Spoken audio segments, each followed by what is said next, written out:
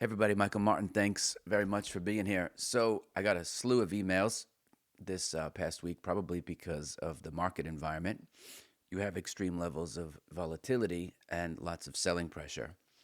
And, there's a few things that we can talk about as it relates to this. What can we learn from this past week as a case study? Use it as a diagnostic so that we can improve. As I've said before on the show, without a plan, volatility in and of itself does not necessarily mean opportunity. You have to kind of ideate what it is you're going to do first, right? Thoughts, feelings, actions. Put your trades on, have your rules, and follow your rules accordingly. Um, Many of the emails came from folks who are, in the process of trying to figure out what's their strategy, what's their model. Keep in mind, losing money isn't a negative thing. It's a negative on your P&L, but it's part of the game, right? I lose money half the time, and I really know what I'm doing. So to give you context, but without a plan, or let me take a step back. Like in life, what we want to try to do is start from the inside first and then express that outwards. So that could mean I have a strategy or perhaps several to take advantage of selling pressure in the marketplace. I could sell out of the money calls. I could sell credit call spreads. I could buy puts. I could buy put spreads. I could sell stock short, or, and this is very, very important, might be one of the most important tools that you'll actually ever have, to borrow an expression from golf, do you have the shot in the bag, is to actually sit on your hands. Now that might seem antithetical for people who are trained because they might think of this as a ripe opportunity to harvest lots of cash, but they've put in the time, they've put in the work, they've risked real money, right?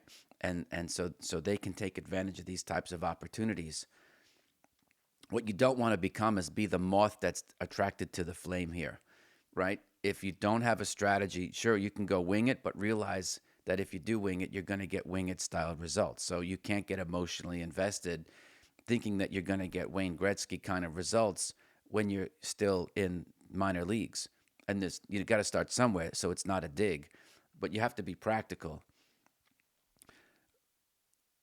As speculators, right, we have the right to not participate.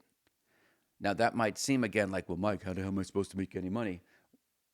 Well, that's true, but if you weren't prepared for this window of time, you're not prepared. That's just the way that it goes. It's not that it's fair or it's unfair. It's not about fairness, right? If it was fair, if life was fair, everyone would look the same. So you have to realize that if you don't have this shot in your bag, so to speak, then sitting on your hands is the smartest thing to do. Why? Well, I liken it to competition class in jiu-jitsu. There's really two types of jiu-jitsu, right? There's the self-defense part, but then there's the sport, the competition size. And in the competition size of the class, we talk about, um, you know, how the scoring goes, right? If you sweep somebody in judo, they call them flips. In jiu-jitsu, they're sweeps. You get 2 points. You pass guard, you get points. If you get mount or take the back, you get even more points. Then you just work on submissions where the person eventually just taps out if they can't defend themselves anymore. But it's very different from self-defense. And so in competition class, we teach like, look, be vigilant on not putting yourself in bad spots where you lose your balance or you don't have a base and you get swept and you give up the 2 points. Because if you look at like World Championships coming up in a couple months, and if you watch the black belts, they're very, very stingy in giving up points because some of those matches can end up 2-0. The guy gets swept, he gets up, and it's a 2-0 match after the 10 minutes or whatever. So they know, like traders, what they don't give up in points and what traders don't lose, okay, in their trading. They don't have to earn it back in order to get to profitability. You see? So by exercising your right to not participate when you don't know what you're doing, you preclude yourself from becoming the moth that's attracted to the flame, right? You preclude yourself from losing money that was probably hard to earn in the first place. I know it was for me. I've told that story quite a bit, keeping in mind that the commissions were also 1 or 2% when you added the per transaction. The commission was a 1% hit to my account. So by putting on a trade, I was down 1% when I started because it was there wasn't Robinhood or blah blah blah. So that was good because that was the culture and the environment that I was in. So that kept me from doing very stupid things. I had to be very, very selective in where I saw the opportunities. I had to think, where were the asymmetric scenarios after studying the price data, not just the charts, where can I get very, very good bang for my buck, knowing that every time I traded, it was going to cost me 1%. So I'd need to earn, right? Think about it. If it was 50 bucks, I had 5K when I started, 50 bucks to put the trade on, 50 bucks to close it. That's 2% of my account. So I needed to see a 2% move, right, to break even.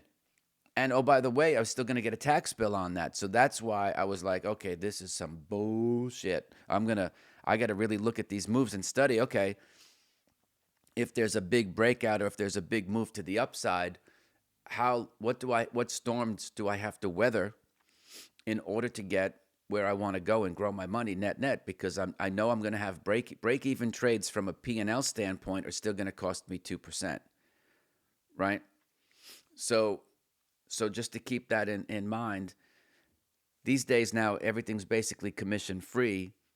I probably spent less than, if I spent $500 in clearing and commissions last year, that's probably a lot. But I sit and I wait like a sniper and wait for those asymmetric 5R to 10R style setups. Now, you have to have extreme amounts of patience for that, right? And so it doesn't fit everybody's style. Some of you want to scalp, and I get that. That feels good. It gives you the dopamine hit. For me, I have perfected the emotional intelligence around delayed gratification. I don't want the cookie today, and I don't want two cookies tomorrow. I want a truckload of cookies in a month. And that's how I'm built. So just remember that you can really culture yourself like a pearl and teach yourself.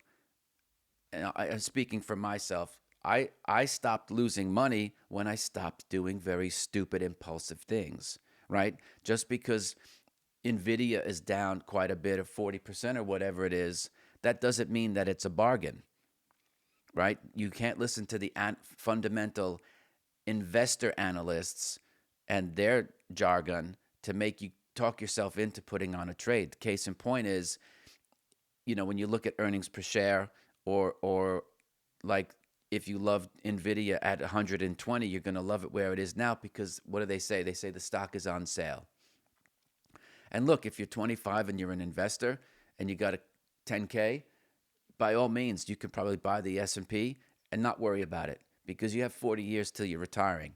But I'm talking about traders, and trading language is different from investing language. The one thing that I can say that's absolutely true over the past 6 months for NVIDIA is that it has a smaller market cap than it did 6 months ago. That's the only thing that you can say.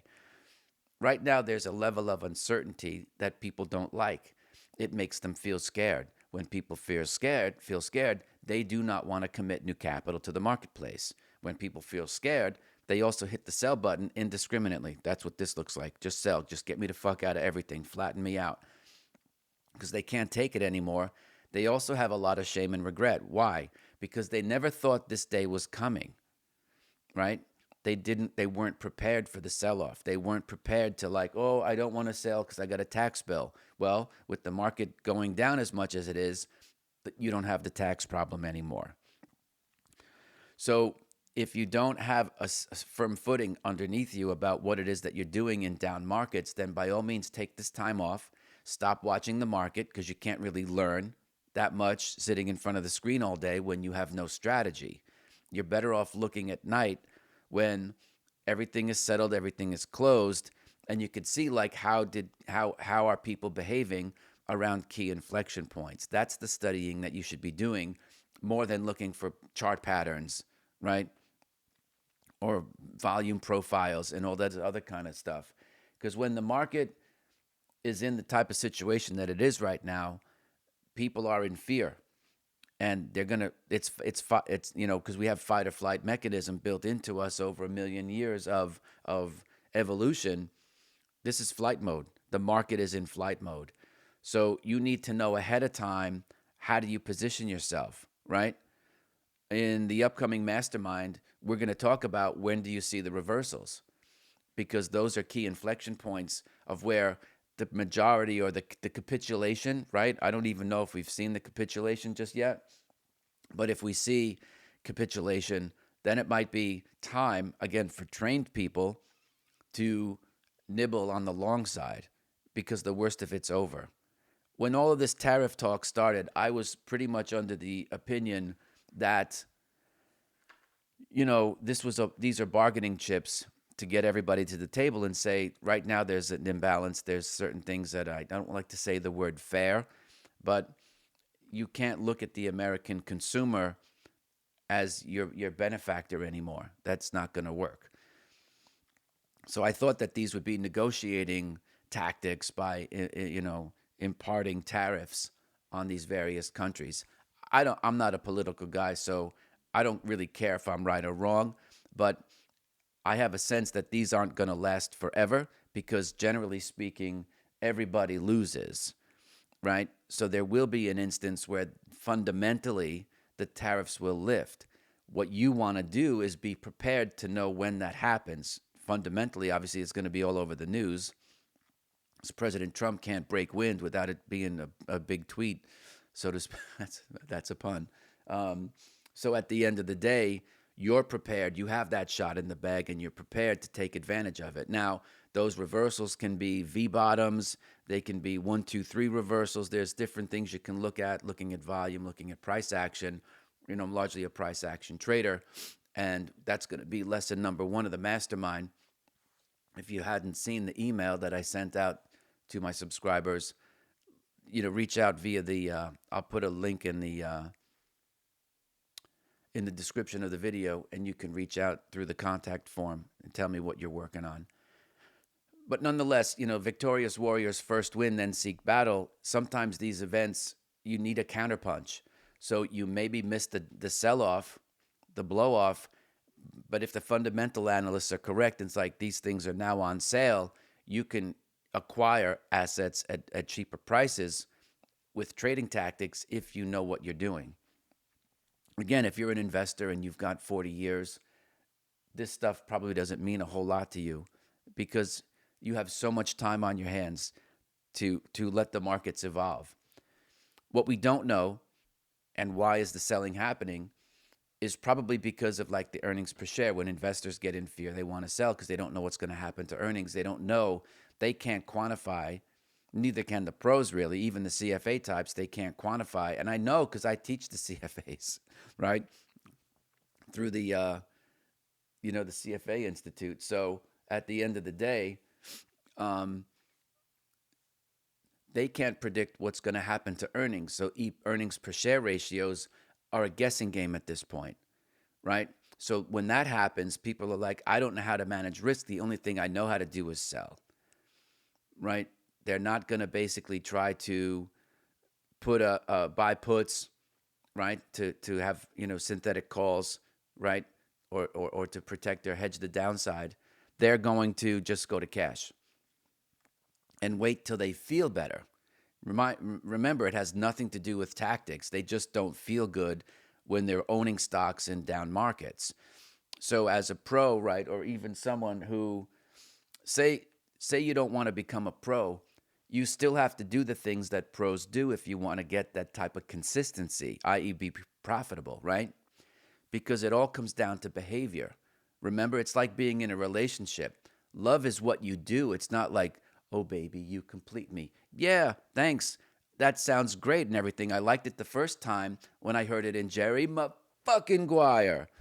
So try to be a little original if you're going to have pillow talk or be lovey-dovey.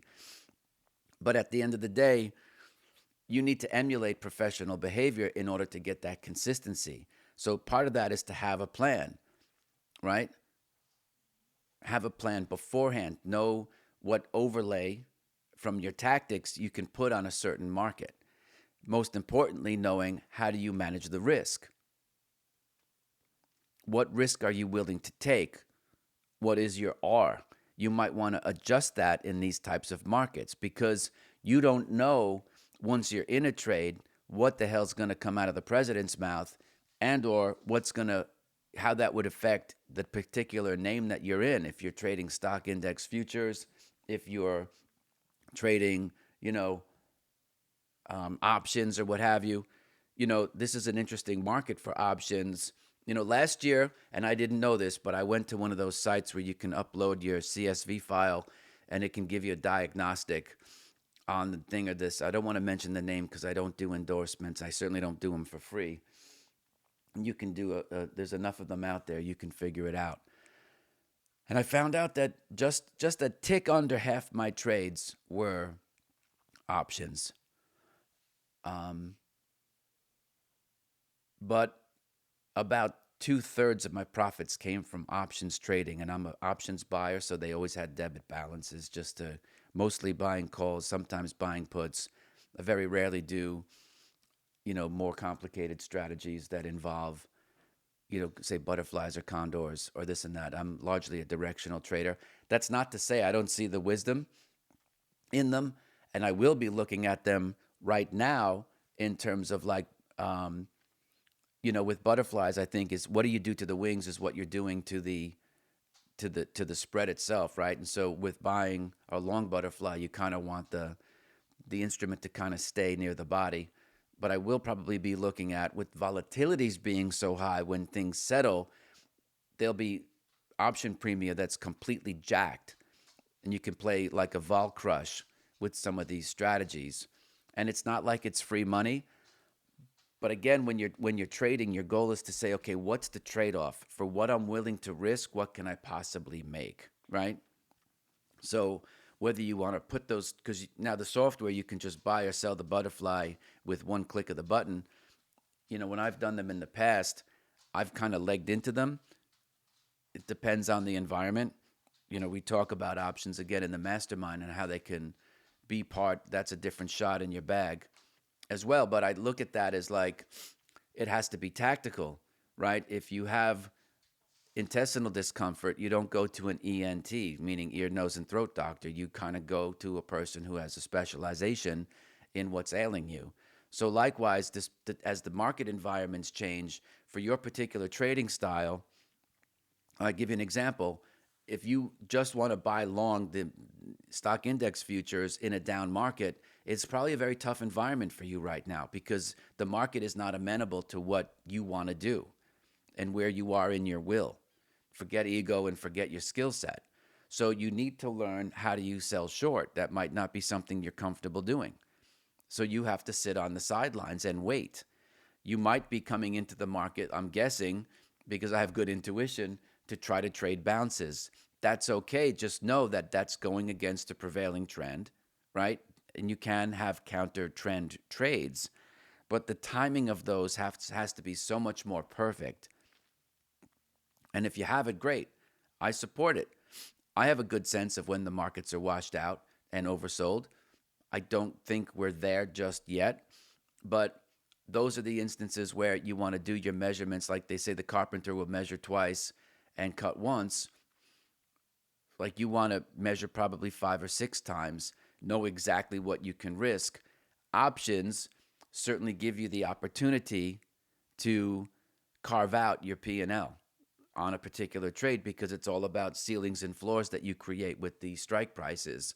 So that can give you um, that can assuage a lot of your fear if you kind of go into a trade knowing what your max loss is as you put the trade on. Obviously with futures, right? And I don't know if futures are appropriate for you. Only you know that, so you have to talk with your financial advisor. But anytime you do futures, you have unlimited loss potential, regardless of whether you're long or short. So it takes a special type of mindset for a person to even want to trade futures. When you're dealing with options, you can carve it out so that you can minimize what your max loss is on the day that you put on the trade, and it could never get worse. And so for me, that's where there may be, and I don't think we're there just yet, but I think there may be, when the market does flip, some really stupid, amazing, opportunistic trading scenarios where you can get that 5 or 10 to 1 payoff on a trade, knowing what your max loss is before you even put on the trade. So investigate that, look at that, and see, how you can deploy those strategies in, the current environment that we're in as it evolves, right? You might have to sit on your hands for quite some time, but you want to be, the point I guess that I'm making is you want to be ready to deploy that tactic when you're going to need it, right? So remember, if you don't have a strategy right now, the best thing that you can do is preserve your cash, because what you don't lose, you don't have to earn back. Sitting on your hands is a very powerful tool for a speculator if you are developing a specific type of a feel for the market. Now, eventually, you're sure, Mike, it sounds easy for you, right? But I've been doing this for 36 years. So over time, I've been able to develop my chops, right? It hasn't come with lots of pain, right? If you've read or listened to the Inner Voice of Trading, you can get the free audiobook download. I'll put that link in the description as well. That was the tuition, basically a memoir of all the tuition that I had to pay in order to become who I who I was up until I published the book. Well, FT Press published the book, but until I wrote it and it came out in 2011. I've since evolved, further, as I'm sure you have.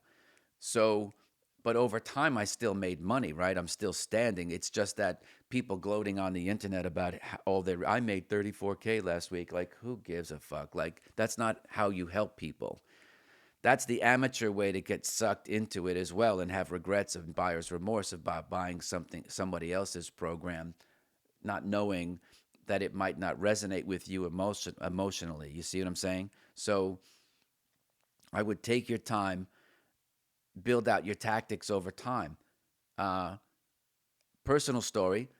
When I first, some of you longtime viewers might remember. First of all, thank you all for being here again. Well, remember that when I went to Wall Street, I thought that I could go in and trade any instrument on any time frame because I was there. I was in the game. And I mean, how wrong could I possibly have been? I mean, I said that with Jason Shapiro. It's just so fantastically wrong on every front. Like, because I ended up doing everything very, very poorly. Over time, I realized that probably because I had to be a financial advisor. So I had to kind of focus on my job and kind of learn trading kind of like while I was there, even if I was wearing some kind of like camouflage, so to speak. Um, I took the time to realize that trading things with the short term time frame wasn't going to work for me in that environment because you're in the branch, so to speak, on the trading desk, and everybody can see what you're doing in real time. And if you're sitting there day trading, they know that you're not out prospecting or marketing or servicing your clients. So that didn't go over so well. So you kind of had to blend in. So plus the commission structure was not amenable to being a very, very active trader. Sure, if I was there for 20 years and I had 10, 20 million in my account, I could have negotiated down to institutional rates, but I didn't have the type of size or political capital at the time to be able to do that. So I had to kind of find my spots. And the way I started to succeed was actually eliminating things, eliminating Forex because it was 24 hours a day trading. Um, Short-term trading, like I mentioned before, and so I dropped it. The options too complicated for me. There were too many between the Greeks and the implied volatility and all that stuff. It was too much for me to take on for what I wanted to do, given the amount of time that I had to dedicate to my craft. I kind of understood stocks from a Peter Lynch kind of standpoint because I was using goods and services from publicly traded companies, so I could kind of see that process. But where I really understood, because I grew up in a state that was full of commodities, dairy and agriculture in New York, I could understand the concept of the crop year, right? So I could see production and harvest and all this and that. So, and I wouldn't have known it at the time, but as I thought about it, the commodities part came much easier to me. That's just dumb luck. It's the way God wanted it. So, I just focused on what I was good at because, again, I was able to leverage my smaller capital to control much more notional value with the leverage that's afforded, you know, commodity futures. Again, because the prices were lower, the margins were lower, the volatility was lower, so therefore the margins were lower as well. So I could put on some decent size across two or three commodities and maybe only commit maybe $1,000 of my 5K. So margin to equity ratio was about 20, which is still probably slightly aggressive when you think about how traders do it. 10 to 12 is probably kind of what an average CTA might be doing, for example. So you have to allow yourself the time to evolve. And if you don't like being patient, that's going to cause you also to do stupid things with your money because you're demanding and you want results now. I write a lot of people back because I write all my email. I reply to all my emails like that's just not practical. Like this is a process that you're going to have to subvert your ego and become a process of itself and just enjoy the ride, enjoy your evolution. When are you going to get there? I don't know. I In my program I try to fill it with chock full of situational awareness so that you can accelerate your learning curve. But because it's experiential, you still have to be engaged because part of the process, even though you're learning setups and option strategies and blah blah blah, the big part is to be able to calibrate that so it suits your emotional makeup and who you are as a person. Because otherwise, it's not going to work if you try to force a square into a circle. It's just like relationships. You have to, when things are forced, it's obvious and it feels weird, right? It's you know, when's the first time that you tell someone you love them, right? So in trading, it's very much the same thing. You have to evolve. There's an awkwardness if it's too soon because the vibe just might not be there. And trading is the same thing. You need to kind of figure out who you are first. Once and again, this is a pro move. No one wants to hear it. But I've always said, like, if you don't know who you are as a person, it really doesn't matter what you know about trading because it's all going to look like opportunity for you. And that's not necessarily the case. Yes, for Paul Tudor Jones and Stan Druckenmiller, perfect Stevie Cohen, I get it. But those are outliers. You can't compare yourself. By all means, look up to them as role models for sure, right? But it's not necessarily practical to think that you're going to go from where you are now to that level in a 6-month window of time. 1 in a million people might be born to do that, right? And I was very lucky in that I was born with temperament. But in many ways, I had nothing to do with that. I was born that way. So do first things first and learn to trade one strategy, learn to trade one direction on the market and get that down. I admit if you're long only in this environment, you're probably very, very frustrated. Again, I'm not a shameless marketer, but we do talk about, reversals and how to trade them and how to sell short, what's the best low risk way to enter the market short, and this and that. And that gives people food for thought. So now at least they're able to chew on a good chunk of meat, right? There's a lot of meat on the bone, and they can develop their own style. In a sea of never-ending content marketing, it must be fantastically difficult to differentiate shit from shinola, right? So, and I get it because I see it too. I see it on politics. I see it in the market, and so take a deep breath, sit on your hands, and realize, like, okay, I understand how these markets work now. I wasn't prepared. That's okay. I can only be where I'm at. I'm going to learn more strategies so that when this happens again, I will be prepared. That's why I spoke last week or a couple weeks ago about preparedness in the art of war. Victorious warriors first win, then seek the battle. This is part of the process. Sometimes you're going to miss these opportunities. I'm sure if I look back, there will absolutely be a list of trades that I missed over the past year. It happens. But the best that you can do is not lament over it, bitch and bellyache, and certainly don't go on tilt to try to think that you're going to bull your way into the market or teach the market a lesson. Because you might as well just give your money to your alma mater or to the church or your shul and at least put it to a good cause. than trying to fight the tape and end up losing. Because anytime you act out of emotion like that, the market is going to probably take your money. I don't know too many people who revenge trade profitably. Anyway, I hope you're all safe. Reach out if you have any questions. I'll point you in the right direction. If nothing else, I always appreciate you being here. Check out the links in the description, and I'll see you next week.